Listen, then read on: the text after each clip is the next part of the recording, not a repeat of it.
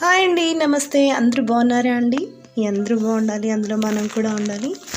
చూడండి, ఇప్పుడు మరో కొత్త మినీ హారం డిజైన్తో మీ ముందుకు వచ్చేసానండి. చక్కగా ఉంది. చాలా అంటే చాలా బాగుందండి.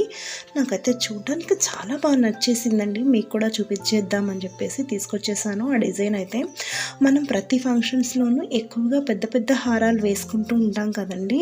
కానీ ఏదైనా చిన్నవి పిల్లలకి లంగా ఓణీలు అలా వేసినప్పుడు కానీ, లేదా మనం ఏదైనా చిన్న చిన్న పార్టీస్కి అటెండ్ అవ్వాలి అనుకున్నప్పుడు కానీ ఇలాంటి మినీ హారాలు చూసే కొద్ది అందంగా ఎలిగెంట్గా చాలా చక్కగా కనిపిస్తాయండి.